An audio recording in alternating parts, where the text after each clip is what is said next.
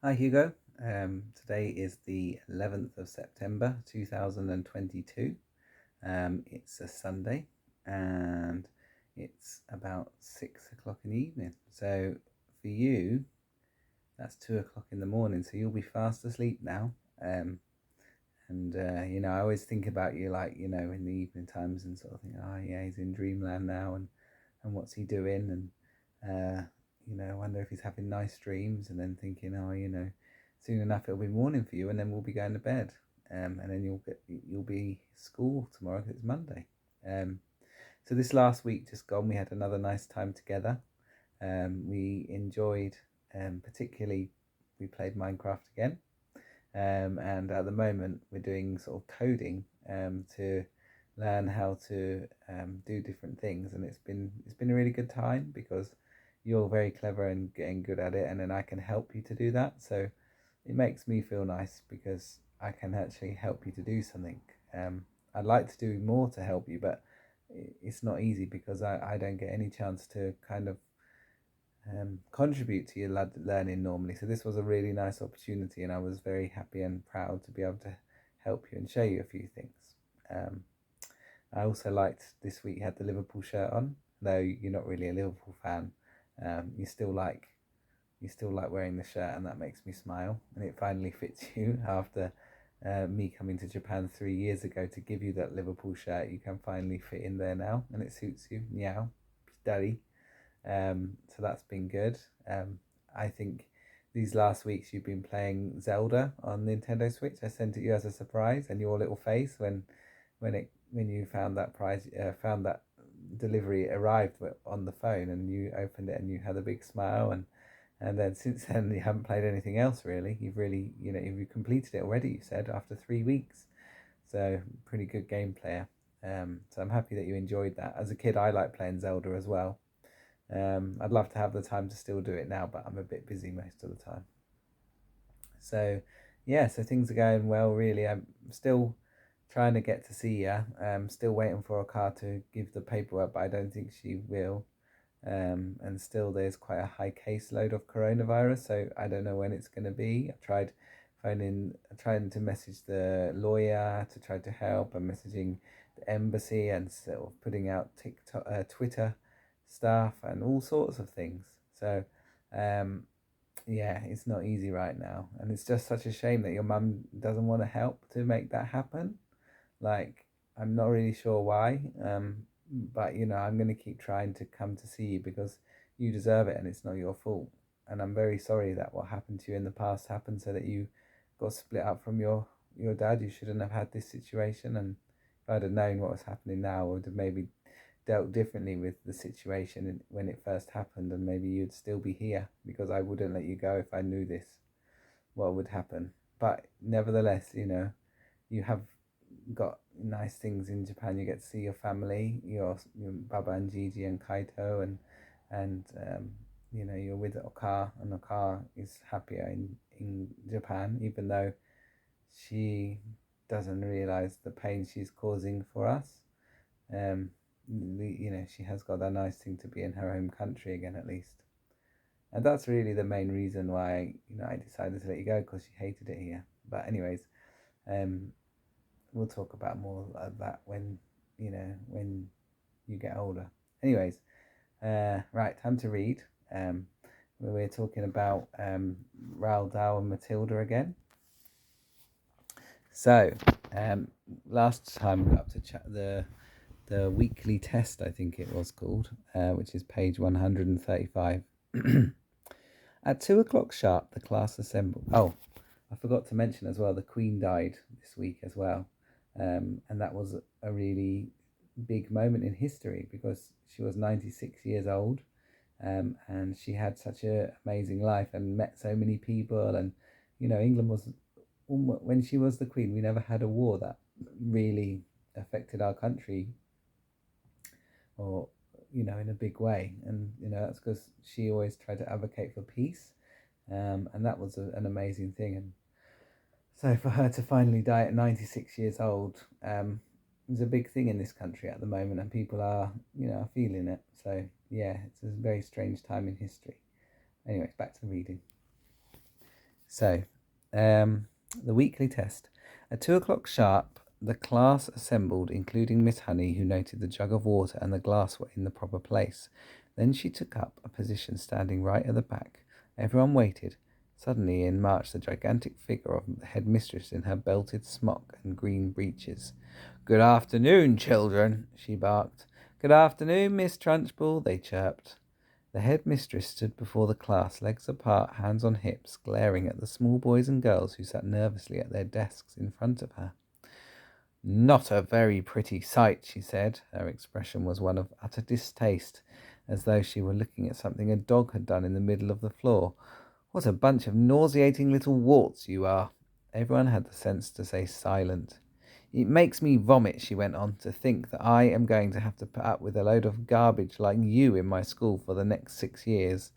I can see that I'm going to have to expel as many of you as possible as soon as possible to save myself from going round the bend." She paused and snorted several times. It was a curious noise. You can hear the same sort of thing if you walk through a riding stable when the horses are being fed.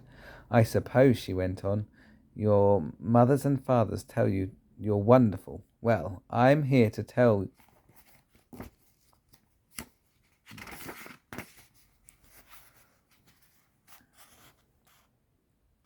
you the opposite. And you better believe me. Stand up, everybody." They all got up quickly to their feet. "Now put your hands out in front of you, and as I walk past, I want you to turn them over so I can see if they are clean on both sides." The Trunchbull began a slow march along the rows of desks, inspecting the hands. All went well until she came to a small boy in the second row. "What's your name?" she barked. "Nigel," the boy said. "Nigel what?" "Nigel Hicks," the boy said. "Nigel Hicks what?" the Trunchbull bellowed. She bellowed so loud she nearly blew the little chap out of the window. "That's it, Nigel. That's it," Nigel said. "Unless you want my middle name as well."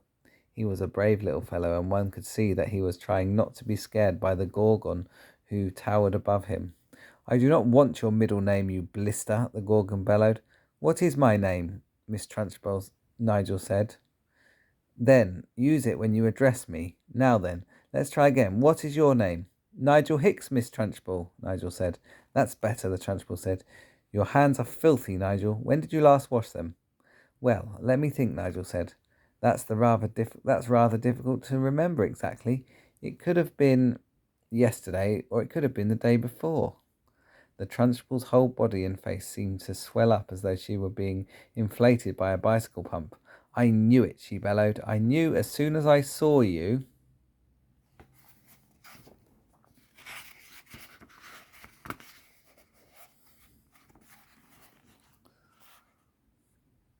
"That you were nothing but a piece of filth. What is your father's job?" "A sewage worker." "He's a doctor," Nigel said, "and a jolly good one. He says we're all so covered with bugs anyway that a bit of extra dirt hurts nobody." "I'm glad he's not my doctor," the Trunchbull said. "And why, might I ask, is there a baked bean on the front of your shirt?" "We had them for lunch, Miss Trunchbull." "And do you usually put your lunch on the front of your shirt, Nigel? Is that what this famous Doctor Father of yours taught you to do? Baked beans are hard to eat, Miss Trunchbull. They keep falling off your fork." "You are disgusting," the Trunchbull bellowed. "You're a walking germ factory. I don't wish to see any more of you today. Go and stand in the corner on one leg with your face to the wall." "But Miss Trunchbull—" "Don't argue with me, boy, or I'll make you stand on your head. Now, as you're told." Nigel went. "Now stay where you are, boy, while I test you on the spelling, see if you've learnt anything at all this past week. And don't turn around when you talk to me. Keep your nasty little face to the wall. Now then, spell right." "Which one?" Nigel asked. "The thing you do with a pen, or the one that means the opposite of wrong?" Uh, he happened to be an unusually bright child, and his mother had worked hard with him at home on spelling and reading. "The one with the pen, you little fool."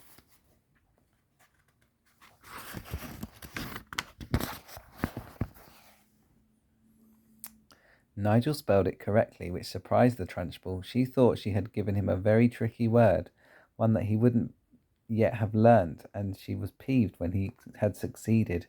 Then Nigel said, still balancing on one leg, and facing the wall. Miss Honey taught us how to spell a very long new word yesterday. New, spell a new very long word yesterday. And what was that? The Trunchbull asked softly. The softer her voice became, the greater the danger. But Nigel wasn't to know this. Difficulty, Nigel said. Everyone in the class can spell difficulty now. What nonsense, the Trunchbull said. You are not supposed to learn long words like that until you're at least 8 or 9. And don't try to tell me everybody in the class can spell that word. You are lying to me, Nigel. Test someone, Nigel said, taking an awful chance. Test anyone you like. The Trunchbull's dangerous glittering eyes roved around the children. You, she said, pointing at a tiny, rather daft little girl called Prudence. Spell difficulty. Amazingly, Prudence spelled it correctly and without a moment's hesitation. The Trunchbull was properly taken aback. She snorted, and I suppose Miss Honey wasted the whole of one lesson telling you to spell that one single word. Oh, no, she didn't, piped Nigel. Miss Honey taught it to us in 3 minutes, so we'll never forget it. She teaches us lots of words in 3 minutes. And what exactly is the magic method, Miss Honey asked the headmistress. I'll show you, piped up the brave Nigel again, coming to Miss Honey's rescue. Can I put my other foot down and turn round, please, while I show you? You may do neither, snapped the Trunchbull. Stay as you are and show me just the same. All right, said Nigel, wobbling crazily on his one leg. Miss Honey gave us a little song about each word, and we all sing it together, and we learn to spell it in no time. Would you like to hear the song about difficulty? I should be fascinated, the Trunchbull said in a voice dripping with sarcasm. Here it is, Nigel said. Mrs. D, Mrs. I, Mrs. FFI, Mrs. C, Mrs. U, Mrs. LTY. That spells difficulty. How perfectly ridiculous, snorted the Trunchbull. Why are all the women married? And anyway, you're not meant to teach poetry when you're teaching spelling. Cut it out in the future, Miss Honey. But it does teach them some of the harder sounds wonderfully well, Miss Honey murmured. Don't argue with me, Miss Honey, the headmistress thundered. Just do as you're told. I shall now test the class on the multiplication tables to see if...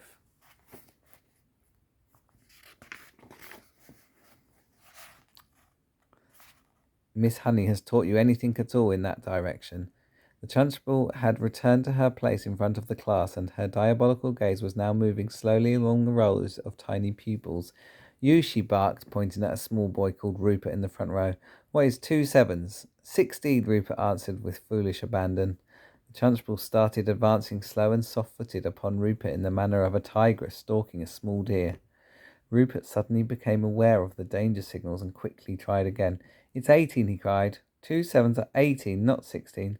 You ignorant little slug, the Trunchbull bellowed. You witless weed, you empty-headed hamster, you stupid glob of glue. She had now stationed herself directly behind Rupert, and suddenly she extended a hand the size of a tennis racket and grabbed all the hair on Rupert's head in her fist. Rupert had a lot of golden-coloured hair. His mother thought it was beautiful to behold and took a delight in allowing it to grow extra long. The Trunchbull had as great a dislike for long hair on boys as she had for plaits and pigtails on girls, and she was about to show it. She took a firm grip on Rupert's long golden tresses with her giant hand, and then, by raising her muscular arm, she lifted the helpless boy clean out of his chair and held him aloft. Rupert yelled. He twisted and squirmed and kicked the air and went on yelling like a stuck pig, and Miss Trunchbull bellowed, 2 sevens are 14. 2 sevens are 14, and I'm not letting you go till you say it. From the back of the class, Miss Honey cried out, Miss Trunchbull, please let him down. You're hurting him. All his hair might come out.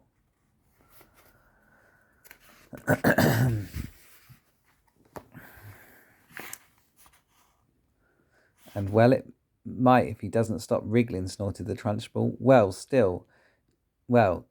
Keep still, you squirming worm. It really was a quite extraordinary sight to see this giant headmistress dangling the small boy high in the air, and the boy spinning and twisting like something on the end of a string and shrieking his head off. Say it, bellowed the Trunchbull. Say 2 times 7 are 14. Hurry up, or I'll start jerking you up and have enough of it. I'll start jerking you up and down, and then your hair really will come out, and we'll have enough of it to Stuff a sofa. Get on with it, boy. Say 2 sevens are 14 and I'll let you go. 2 sevens are for 14, gasped Rupert, whereupon the Trunchbull, true to her word, opened her hand and quite literally let him go. He was a long way off the ground, and when she released him and he plummeted to earth, he hit the floor and bounced like a football. Get up and stop whimpering, the Trunchbull barked. Rupert got up and went back to his desk, massaging his scalp with both hands. The Trunchbull returned to the front of the class. The children sat there hypnotized. None of them had seen anything quite like this before. It was splendid entertainment. It was better than pantomime, but with one big difference. In this room, there was an enormous human bomb in front of them, which was liable to explode and blow someone to bits any moment. The children's eyes were riveted on the headmistress. I don't like small people, she said. I don't like small people, she was saying. Small people should never be seen by anybody. They should be kept out of sight in boxes like hairpins and buttons. I cannot for the life of me see why children have to take so long to grow up. I think they do it on purpose. Another extremely brave little boy in front row spoke up and said, But surely you were a small person once, Miss Trunchbull, weren't you? I was never a small person, she snapped. I've been large all my life, and I don't see why others can't be the same way. But you must have started out as a baby, the boy said. Me? A baby? Shouted the Trunchbull. How dare you suggest such a thing? What cheek, what infernal insolence. What's your name, boy? Stand up when you speak to me. The boy stood up. My name is Eric Ink, Miss Trunchbull, he said. Eric what? The Trunchbull shouted. Ink, the boy said. Don't be an arse, boy. There's no such name. Look in the phone book, Eric said. You'll see my father under ink. There under ink. Very well then, the Trunchbull said. You may be Ink, young man, but let me tell you something. You're not inedible. I'll very soon rub you out if you try getting clever with me. Spell what? I don't understand, Eric said. What do you want me to spell?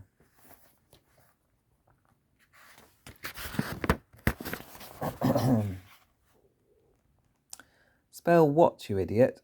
Spell the word what. W-O-T, Eric said, answering too quickly. There was a nasty silence. I'll give you one more chance, the Trunchbull said. Ah, yes, I know, Eric said. It's got a H in it. W-H-O-2, it's easy. In the two large strides, the Trunchbull was behind Eric's desk, and there she stood, a pillar of doom towering over the helpless boy. Eric glanced fearfully back over his shoulder to the monster. I was right, wasn't I? He murmured nervously. You were wrong, the Trunchbull barked. In fact, you strike me as the sort of poisonous little pockmark that will always be wrong. You sit wrong, you look wrong, you speak wrong, you are wrong all round. I will give you one more chance to spell what. Eric hesitated. Then he said very slowly, It's W-O-T, and it's not W-H-O-T. Ah, I know it. It must be W-H-O-T-T. Standing behind Eric, the Trunchbull reached out and took hold of the boy's two ears, one with each hand, pinching them between forefinger and thumb. Ow! Eric cried. Ow! You're hurting me. I haven't started yet, the Trunchbull said briskly, and now taking a firm grip on his two ears, she lifted him bodily out of his seat and held him aloft. Little Rupert, like Rupert before, Eric squealed the house down. From the back of the classroom, Miss Honey cried out, Miss Trunchbull, don't, please let him go. His ears might come off. They'll never come off, the Trunchbull shouted back. I have discovered through long experience, Miss Honey, that the ears of small boys are stuck very firmly to their heads.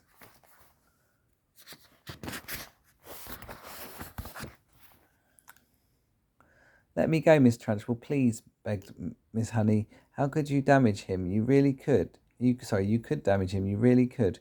You could wrench them right off. Ears never come off, the Trunchbull shouted. They stretch most marvellously, like these are doing now, but I assure you they're never coming off.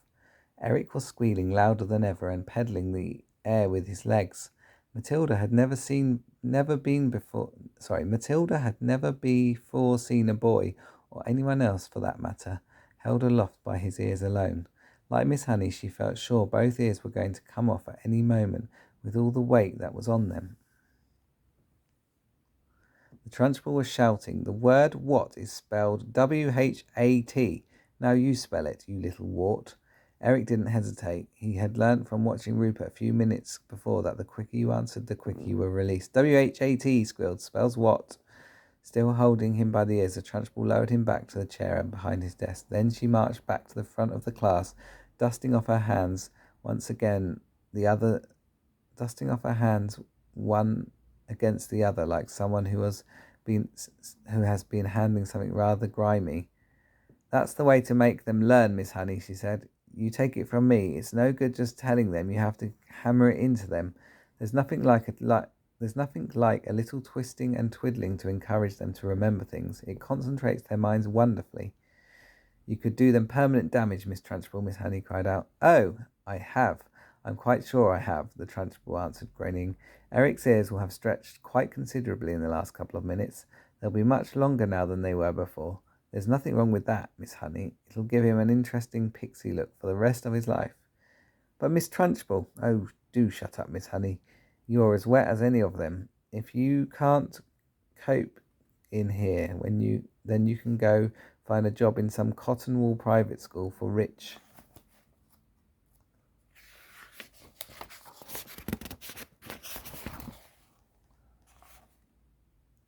brats. When you have been teaching for as long as I have, you'll realise that it's no good at all being kind to children. Read Nicholas Nickleby, Miss Honey, by Mr. Dickens. Read about Mr. Wackford Squeers, the admirable headmaster of Dotheboys Hall. He knew how to handle the little brutes, didn't he? He knew how to use the birch, didn't he? He kept their backsides so warm you could have fried eggs and bacon on them. A fine book, that, but I don't suppose this bunch of morons we've got here will ever read it, because by the look of them they are never going to learn to read anything. I've read it, Matilda said quietly. The Trunchbull flicked her head round and looked carefully at the small girl with dark hair and deep brown eyes sitting in the second row. What did you say? She asked sharply. I said I've read it, Miss Trunchbull. Read what? Nicholas Nickleby, Miss Trunchbull. You are lying to me, madam, the Trunchbull shouted, glaring at Matilda.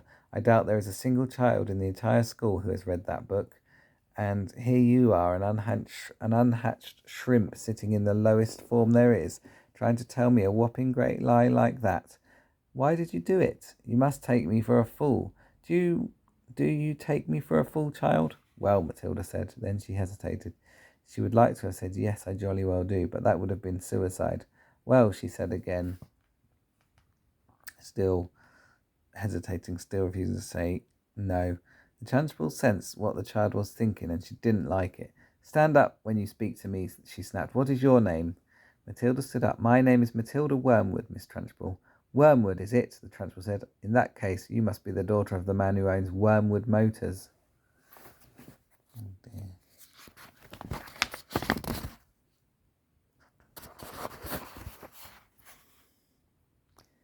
Yes, Miss Trunchbull. He's a crook, the Trunchbull shouted. A week ago he sold me a second-hand car that he said was almost new. I thought he was a splendid fellow then. But this morning, while I was driving that car through the village, the entire engine fell out on the road.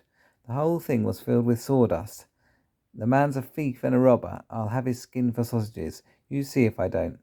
He's clever at his business, Matilda said. Clever my foot, the Trunchbull shouted. Miss Honey tells me that you are meant to be clever too. Well, madam, I don't like clever people. They are all crooked. You are most certainly crooked. Before I fell out with my father, he told me some very nasty stories about the way you behaved at home. But you'd better not try anything in this school, young lady. I shall be keeping a very careful eye on you from now on. So sit down and keep quiet. The first miracle. Matilda sat down again at her desk. The Trunchbull seated herself behind the teacher's table. It was the first time she had sat down during the lesson. Then she reached out a hand and took hold of her water jug, still holding the jug by the handle but not lifting it yet. She said, I have never been able to understand why small children are so disgusting. They are the bane of my life. They are like insects. They should be got rid of as early as possible. We get rid of flies with fly spray and by hanging up fly paper. I've often thought of inventing a spray for getting rid of small children. How splendid it would be to walk into the classroom with a gigantic spray gun in my hands and start pumping it. Or better still, some huge strips of sticky paper. I would hang them all around the school, and you'd all get stuck to them. And that would be the end of it. Wouldn't that be a good idea, Miss Honey? If it's meant to be a joke, Headmistress, I don't think it's a very funny one, Miss Honey said from the back of the class. You wouldn't, would you, Miss Honey? The Trunchbull said, and it's not meant to be a joke. My idea of a perfect school, Miss Honey, is one that has no children in it at all. One of these days I shall start up a school like that. I think it will be very successful. The woman's mad, Miss Honey was telling herself.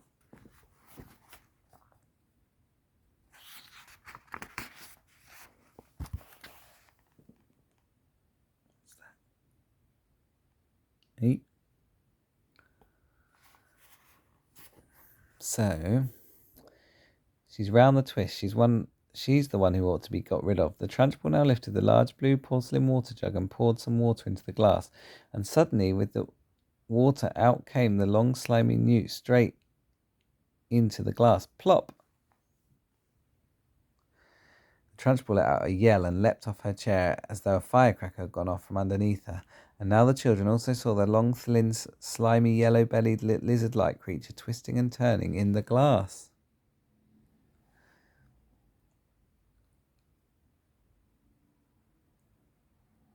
And they squirmed and jumped about as well, shouting, "What is it? Oh, it's disgusting. Is it a snake? Is it a baby crocodile? It's an alligator. It's a snake. It's a baby crocodile. It's an alligator. Look out, Miss Trunchbull," cried Lavender. "I'll bet it bites." The Trunchbull, this mighty female giant, stood there in green breeches, quivering like a blanc mange. She got scared. She was especially furious that someone had succeeded in making her jump and yell like that because she prided herself on her toughness. She stared at the creature twisting and wriggling in the glass. Curiously enough, she had never seen a newt before. Natural history was not her strong point. She hadn't the faintest idea what this thing was. It certainly looked extremely unpleasant. Slowly she sat down again in her chair. She looked at this moment more terrified than ever before. The fires of fury and hatred were smouldering in her small black eyes. "Matilda," she barked, "stand up." "Who, me?" Matilda said. "What have I done?" "Stand up, you disgusting little cockroach." "I haven't done anything, Miss Trunchbull. Honestly, I haven't. I've never even seen that slimy thing before." "Stand up at once, you filthy little maggot." Reluctantly, Matilda got to her feet. She was in the second row.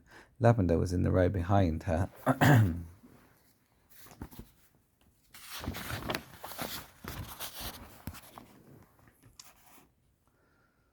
Feeling a bit guilty, she hadn't intended to get her friend into trouble. On the other hand, she was certainly not about to own up.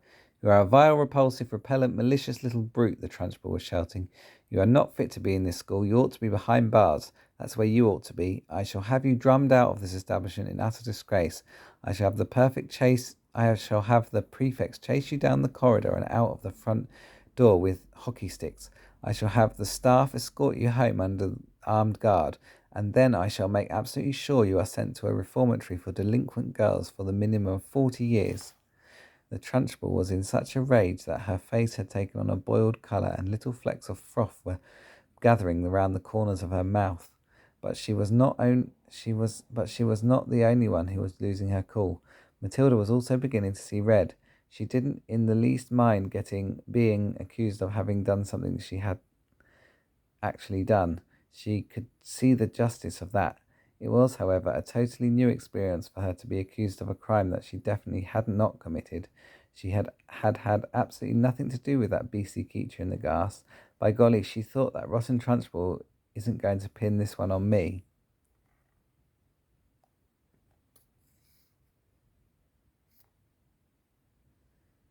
"I did not do it," she screamed. "Oh, yes, you did," the Trunchbull roared back. "Nobody else could have thought up a trick like that. Your father was right to warn me about you." The woman seemed to have lost control of herself completely. She was ranting like a maniac. "You are finished in this school, young lady," she shouted. "You are finished everywhere. I shall personally see to it that you are put away in a place where not even the crows can land their droppings on you. You will probably never see the light of day again." "I'm telling you, I didn't do it," Matilda screamed. "I've never seen a creature like that in my life."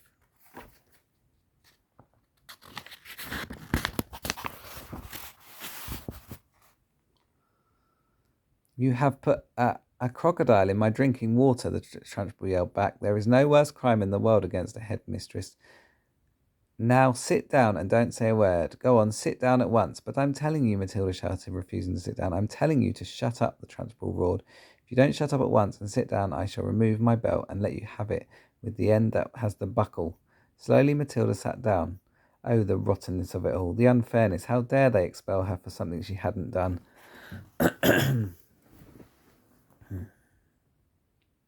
Matilda felt herself getting angrier and angrier and angrier and angrier, so unbearably angry that something was bound to explode inside her very soon.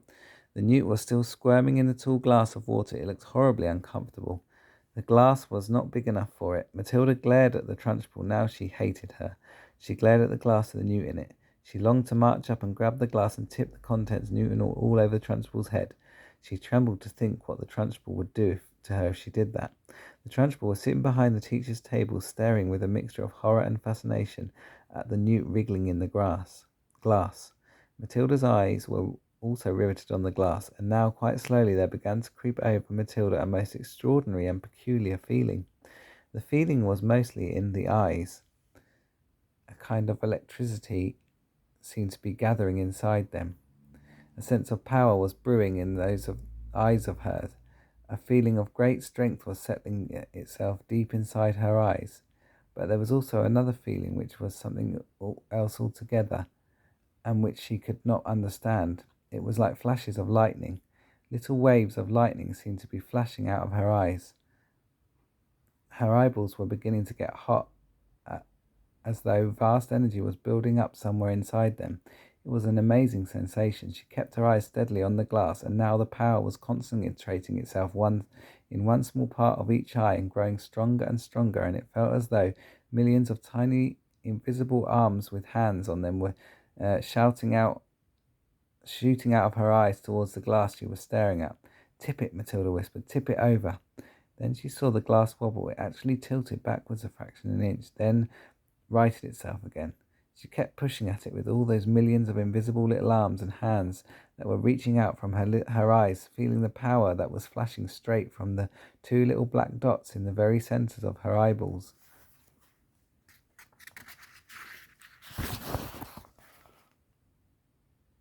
Tip it, she whispered again. Tip it over. Once more the glass wobbled. She pushed harder still, willing her eyes to shoot out more power, and then very, very slowly, so slowly she could hardly see it happening, the glass began to lean backwards, farther and farther and farther backwards, until it was balancing on just one edge of its base, and there it teetered for a few seconds before finally toppling over and falling with a sharp tinkle on the desktop. The water in it and the squirming newt splashed out over Miss Trunchbull's enormous bosom. The headmistress let out a yell that must have rattled every window pane in the building. For the second time in the last 5 minutes, she shot out of her chair like a rocket. Ah! The newt clutched desperately at the cotton smock where it covered the great chest, and there it clung with its little claw feet. The Trunchbull looked down and saw it, and she bellowed even louder, and with a swipe of her hand she sent out the creature flying across the living room. It landed on the floor beside Lavender's desk, and very quickly she ducked down and picked it up and put it in her pencil box for another time. A newt, she decided, was a useful thing to have around. The Trunchbull, her face more like a boiled ham than ever, was standing there before the glass, quivering with fury. Her massive bosom was heaving in and out, and the splash of water down the front of it made a dark, wet patch that had probably soaked right through to her skin. "Who did it?" she roared. "Come on, own up. Step forward. You can't escape this time. Who is responsible for this dirty job? Who pushed over the glass?" Nobody answered. The whole room remained silent. "Matilda," she roared. "It was you. I know it was you." Matilda in the second row sat very still and said,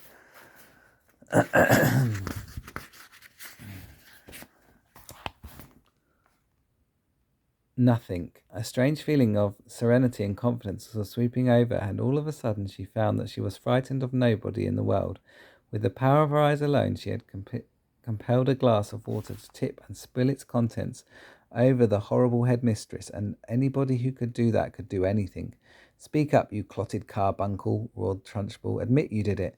Matilda looked right back into the flashing eyes of This infuriated field giant and said with total calmness, I have not moved away from my desk, Miss Trunchbull, since the lesson began. I can say no more. Suddenly the entire class seemed to rise up against the headmistress. She didn't move, they cried out.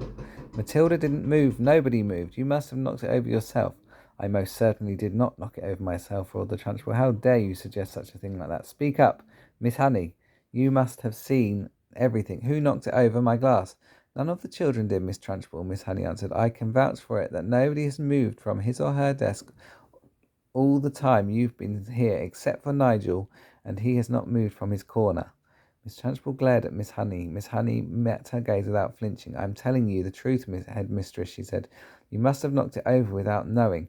That sort of thing is easy to do. I'm fed up with you, useless bunch of midgets, roared the Trunchbull. I refuse to waste any more precious time in here. And with that she marched out of the classroom, slamming the door behind her. In the stunned silence that followed, Miss Honey walked up to the front of the class and stood behind her table. Phew, she said. I think we've had enough school for one day, don't you?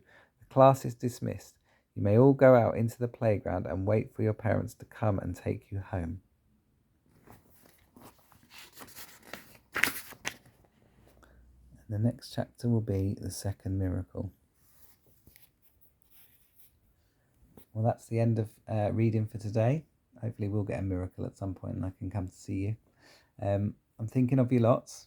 I'm hoping that, everything's going well in Japan. And, I'm hoping that if you ever do need me, that you'll always just ask and don't be afraid, because I'll always help you if you need me. Okay? All right, well, I love you lots. I'm very proud of you and I always think of you. And I hope I can see you soon. I love you. Bye.